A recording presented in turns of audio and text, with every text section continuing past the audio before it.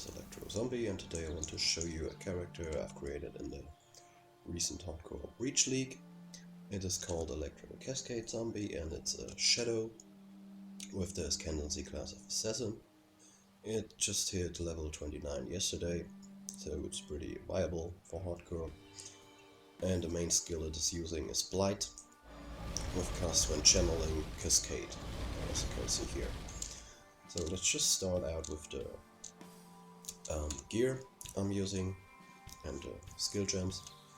So for the weapon slot we are using Divinarius, because it gives you a lot of crit, spell damage, spell, crit, and most importantly the increased area of effect radius.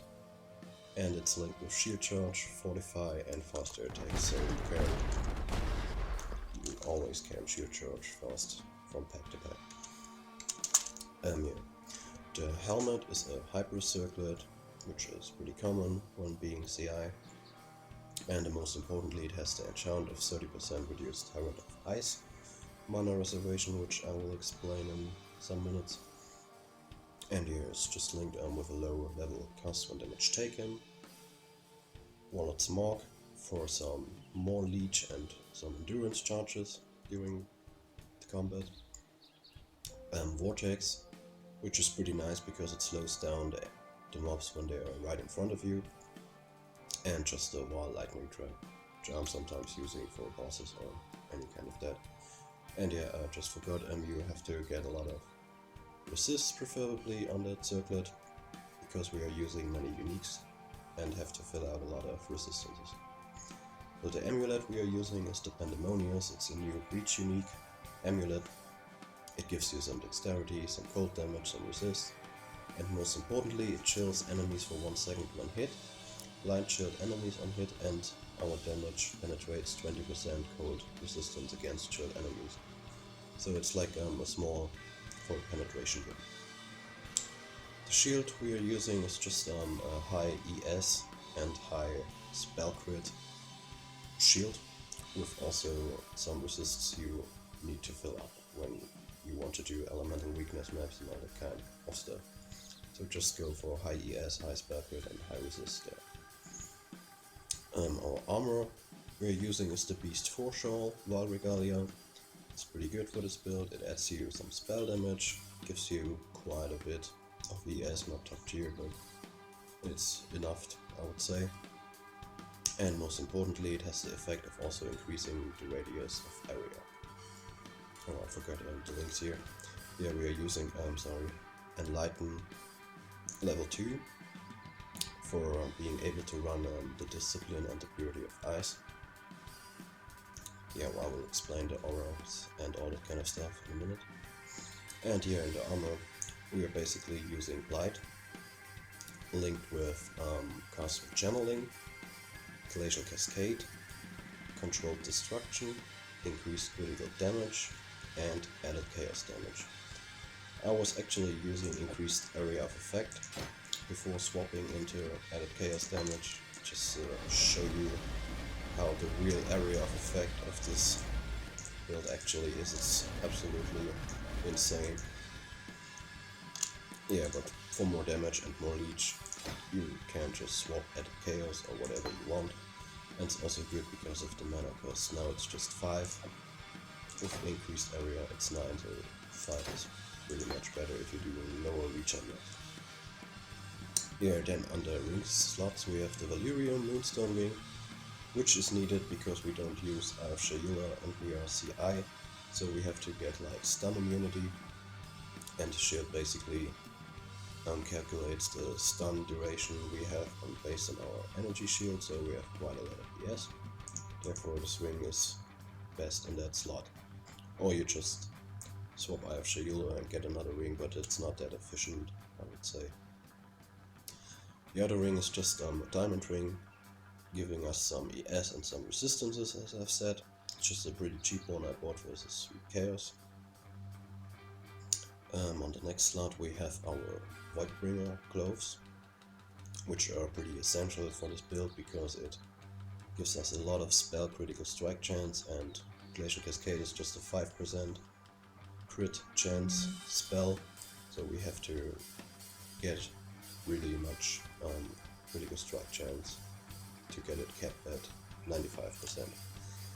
And here the links in this one is Herald of Ice, which is pretty important to link it in here because the gloves gives us one of level of elemental gems, so Herald of Ice is level 21 actually.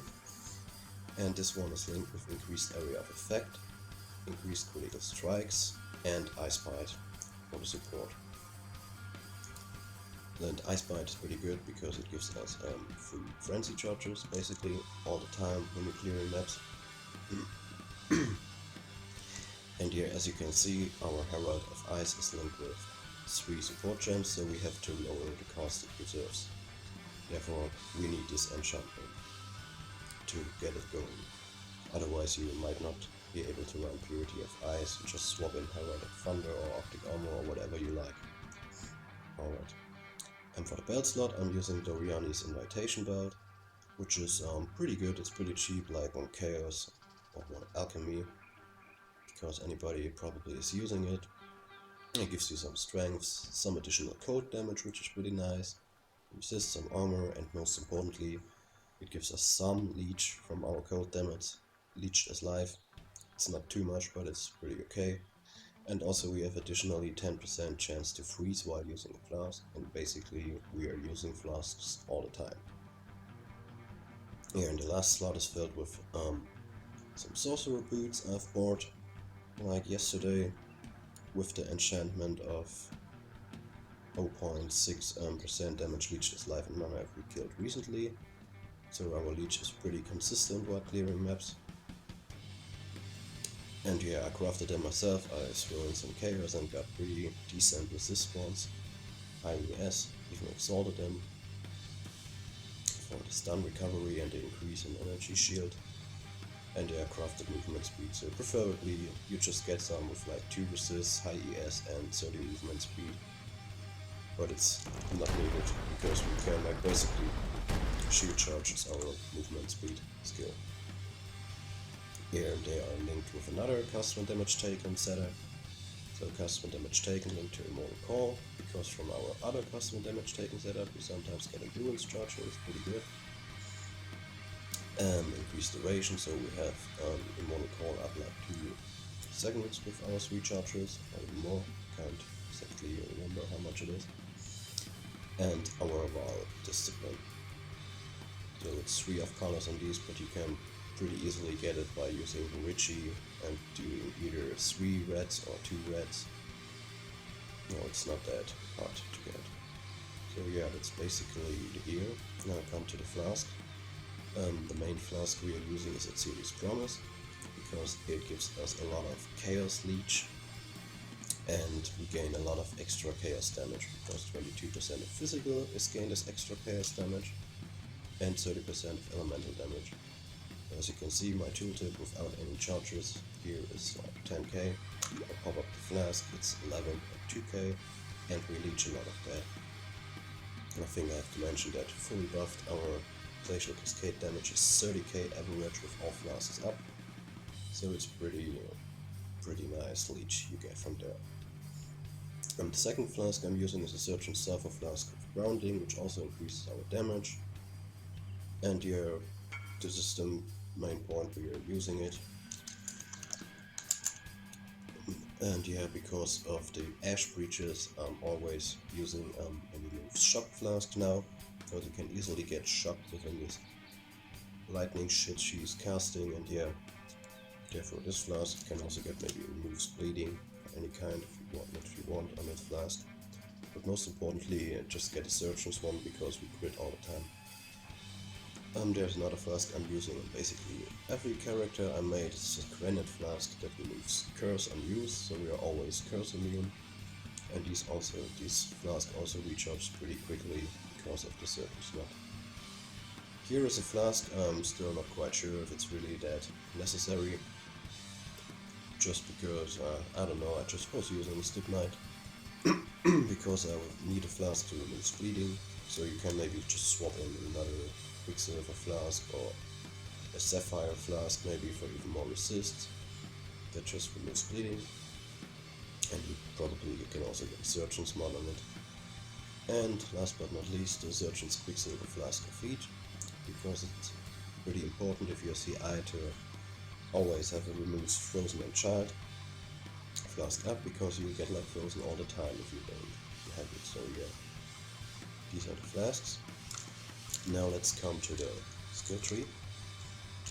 So as I've said, we are a Shadow. We're starting right here, picking up the elemental damage nodes, up to trickery for crit and elemental damage. Get more crit nodes here and cold-hearted calculation. Grab the nullification node for more ES resistances and some evasion rating, which we don't need anymore. And grab the power charge over here, so that's basically the reason to travel there. Then you also go down here with these mana nodes. These are the only mana nodes we are having. I have to mention that if you level this build, you just pick up these life nodes there. It's pretty comfortable just to respec these three from these. You pick up coordination for some cast speed, dexterity, and because we have to travel down here to Wildpack, so our life leech is always instant, I'll grab the jewels socket over here. Yeah, then we travel over here to the life cluster, which we then convert when going CI to with energy from within to pure ES. Pretty basic stuff here. Just grab S nodes over here. This isn't necessary, I just picked up this one when reaching level 92. And go down here for more crit chance, more crit multi. Then we are going up here to get Chaos Inoculation CI, so we are immune to Chaos damage and just have ES. Pick up all these nodes of course for more ES and increased ES. Get the Spell Crit and Spell Critical Strike multiplier here. And of course pick up Ghost Reaver, so our leech goes to Energy Shield instead of Light. Yeah, I also picked up these nodes because I wanted to have some more mana. And it's a pretty good, just for 1 point, get 4% reduced if you want to get your Herald of Ice falling running. So yeah, then we also travel towards the Witch side of the tree, pick up all the ES nodes over here, and over there, get all the Area of Effect nodes, and travel through the Power Charge and this point that gives us increased spell damage per power charge. Also a jewels socket over there. Then we travel towards the Templar area, picking up the most important ES nodes, some more spell, crit and multi nodes over here.